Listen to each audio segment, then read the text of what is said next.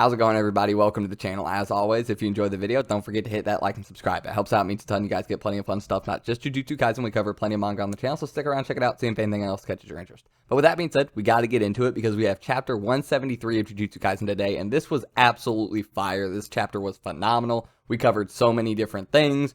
Yuta came back, and we learned some specifics about him. And yeah, we're going to get to it one thing at a time because that's kind of how it went down in the chapter. But yeah, let's get into it. We start off with Reggie and Megumi, and yeah, they're kind of just talking it out after the battle, waiting for Reggie to die off. Anyway, yeah, Reggie's kind of talking about the fact that, oh, okay, so you had the dog, but you hit it, made me think that it was immobilized or out of use. And you didn't just run away, you lured me into the gymnasium. Megumi does state that even if he did want to fly away with Nue can't carry people for long distances. They've tried and it hasn't worked out great in the past. You even get this cute little picture of him and Yuji trying to run up a wall while Nue tries to help him run up the wall because he can't carry him by himself. Yeah, it is cute. Anyway, we move on and Megumi asks Reggie if he knows who Tengen is. Reggie mentions that, oh, that old hermit's still alive. The reason Megumi asked this question is because when Reggie originally said that the plans Megumi thought Kenjaku had, or the plans that Tengen said Kenjaku had, were all just a facade and there was something else going on, that made Megumi think that possibly Tengen and Kenjaku are actually working together and they're just being deceived. But Reggie just writing it off as, oh, that old hermit's still alive, no connection to Kenjaku or anything like that. Nothing of that sort. So it kind of eases that thought, but that's still a thing in the background. That's still a thing in the back of the head. And this is true. We personally have never seen Tengen do anything that makes us trust him. There's no guarantee that he isn't playing some long game. It's a possibility. So yeah, we can keep that back there. Reggie also mentions the fact that he is a old time sorcerer. He's one of the ancient sorcerers because he mentions, I can't believe I lost to a modern sorcerer, especially not a brat like you, because Megumi is still kind of a child. Right before he dies, Reggie actually gives Megumi all of his points willingly. Megumi kind of has a look on his face like, come on, man, what are you doing? Really? Like, you trying to suck up to me? Like, come on. Like, Megumi wasn't really a fan of him doing it like that. But Reggie's like, come on, leave me alone. It's my last good deed, okay? Anyway, before I die, at least let me ask you a favor. Do one thing after you've killed me. Let fate toy with you, become a clown, and then die. So, yeah, that was kind of intense. Before I forget, I almost skipped over this. He did also mention that he's not good friends with Kenjaku. He's not buddy-buddy. They weren't working together. He was kind of just a bystander and onlooker in all of this. It's just something he thought would be kind of fun and interesting. So you can definitely see that mindset, that mentality that an old-time sorcerer, an ancient sorcerer would have. Remember, they just fight and live to fight and fight to die. Well, fight to win, but live to fight and die fighting. Yeah, that kind of really hyper-focused, kind of like psychotic mentality when it comes to fighting and dying on the battlefield and all this weird crap. Anyway, yeah, that is all we pretty much got from Megumi and Reggie. Megumi's got 5 points from killing the one dude, 5 points from killing Reggie, and then what did Reggie give him? 41 points? 44 points? Something like that. So he has like 51, 54, somewhere around there. Like low to mid-50s. Good job, Megumi. Not bad. Anyway, moving on from this, we get a big ol' explosion. And yes, this is Hazanoki and Takaba. Obviously, this is Hazanoki making the big explosion by taking body parts, mutilating himself, and then turning them into bombs. Man, when One Piece did this, they just used boogers. Hazanoki's just like, give me the eyeball, and just rips it out. Whatever, right? Pain tolerance. Good job. Anyway, thank God for reverse curse energy. Yeah, so he is fighting Takaba, and he's like, did I get him? Because this is a big ol' explosion. And no, Takaba's just popping up behind him like, nope, keep your guard up. Takaba's just acting like a goof. Eventually, throughout this, which Hazanoki's going on, like, okay, it doesn't seem like he's using reverse cursed energy, like there's no signs of it, but his wounds from earlier have healed. I'm blowing him up and barely anything's happening. He's healing from this stuff. Like, what's going on with this guy? This is nuts. Anyway, eventually, Hazanoki, or Trailer Park Timmy, I haven't been able to call him that in a while, and I almost completely forgot to do it for the video. So yeah, Trailer Park Timmy's Kogane pops up and mentions to him that Reggie died. At this point, Timmy just has no will to be a part of this. He was here because Reggie was here. I don't know if they were good friends from way back in the day, But yeah, whole demeanor completely changed. He's literally just heard that and he's like, yep, I'm out. Turned around, wasn't going to say a damn thing to Takaba. And Takaba's like, whoa, what are you doing? He's like, no, Reggie's dead. This is bullshit. I'm out. I don't care anymore. Literally said this is bullshit. Anyway, yeah, he's going to leave. Takaba's being a goof. Like, hey, can you give me some points, though, if you're going to leave anyway? Like, no, die. Leave me alone. So, yeah. Anyway, we figure out that it turns out Takaba actually does not have the ratio technique. That's right. He does not have the technique of Kento Nanami. He does not have the ratio technique. It was being hinted that he did. And yeah, I was really in the boat. I was one of the people like, no, he's definitely going to have the ratio technique. Turns out he has the comedian technique. So yeah, situations that he finds funny, like, oh, that would be funny if that happened. His technique can manifest those into reality. He literally changes reality. Things that happen because of his technique. Sometimes, don't have a lot of details on it. And also, Takaba has no idea about his curse technique. He doesn't know how it works. He has literally no clue. This is also a technique that is even effective against Satoru Gojo. So, yeah. Take that as foreshadowing for something to come up or happen later in the series. That's gotta pop up somehow, something. Either way, I don't know how. Either way, this is crazy. That is an insanely powerful curse technique. It is literally reality manipulation. Now, on to my favorite part of this chapter. I don't think anything is going to top this moment for me for a long time. And I think this is partially because I'm okay with a little bit of nuance. I'm okay with a little bit of compromise. Remy didn't die. That part is very, very unfortunate. I was really hoping Megumi was going to do the deed. Now, with this being said, the reason she didn't is because Megumi had his, sister pop up in his head and, saying that's no good, don't do that, these kind of things. And his sister's very important to him, one of the few people he's really going to listen to in a situation like this. So, yeah, fair enough. I'm not going to hold it against Megumi for why he pulled Comb back and deactivated it at the last second. It was his sister. Fair enough. I'm not going to knock the guy for that one. It's family. I get it. Whatever. Still, short of Remy dying, this scene was amazing.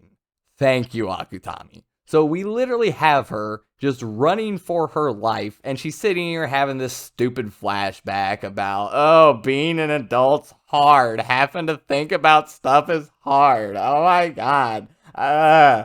Shut up. Remy is stupid. She's dumb.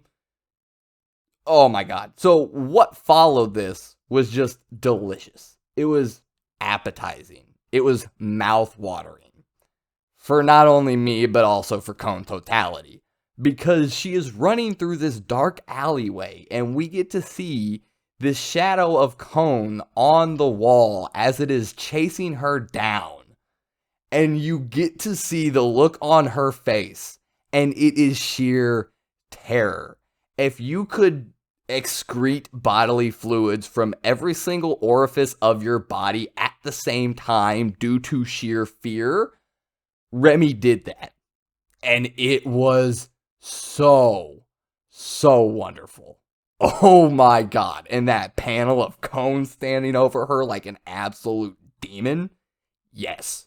Thank you, Akutami. You didn't kill her. I'm kind of disappointed by that, but how good that scene was, how delicious that scene was, completely makes up for it.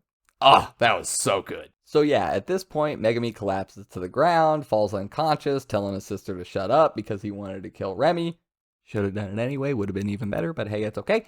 Anyway, at this point, after he passes out, Hana Kurusu, the angel lady with the curse technique that allows her to undo, other curse techniques or whatever the hell, anything, she can open up the prison realm, the lady we're here to find, just floats down right above Megumi's unconscious body, like an angel waiting to take him up to heaven. Imagery, not looking good, but I think it's safe to say Megumi's probably not going to die. So, yeah,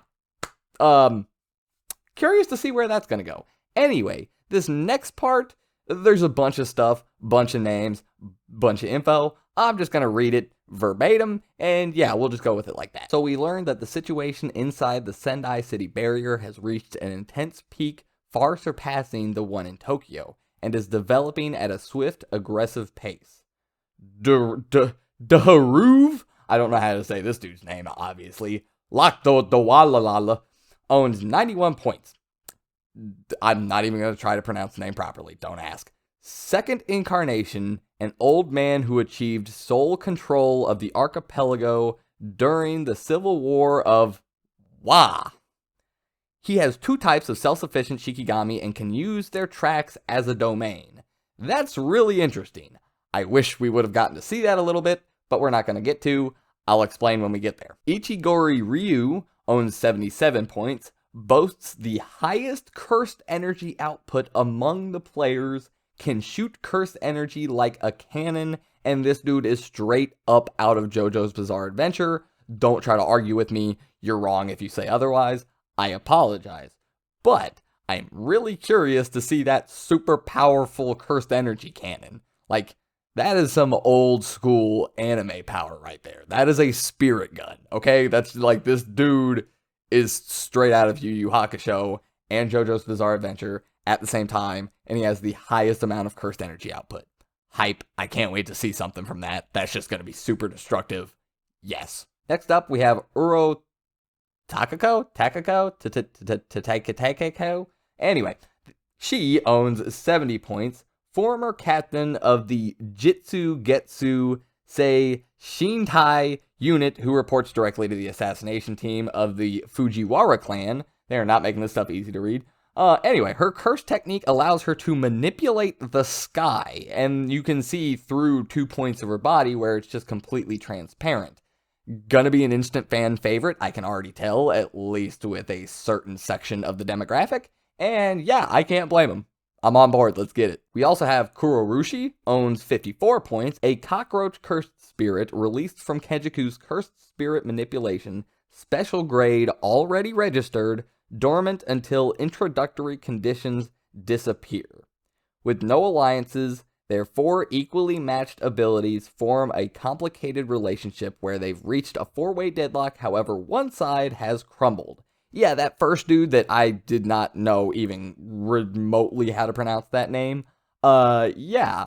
We're not gonna get to see that whole, like, tracks make domain thing because, he got absolutely smoked by our boy Yuta Okotsu, okay? And let's just put it simply this way. Yuta is walking out of here clean.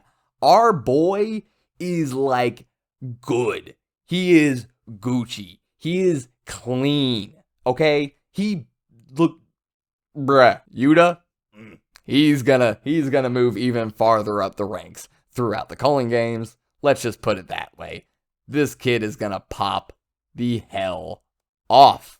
And I can't wait, because we learned that after the events of the Night Parade of 100 Demons, or whatever the hell it was called, yeah, he lost his special grade ranking because of the stuff that happened with Rika and kind of taming Rika and all of this stuff, or whatever you want to call it. Yeah, it took him 3 months, just 3 months, to get back to special grade.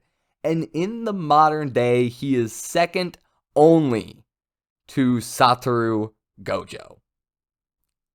Bro, this kid is wild. A prodigy. 10 out of 10 chapter, Gege Akutami. That was phenomenal. So many things going on, but it was a perfect time to transition and get through a bunch of stuff real quick and wrap a bunch of stuff up real quick, and it worked phenomenally. And like I said, Yuta Okotsu, confirmed by the narrator, okay? This is confirmation. Second, it is Gojo Yuta. Bro, that is awesome. 3 months to get special grade back.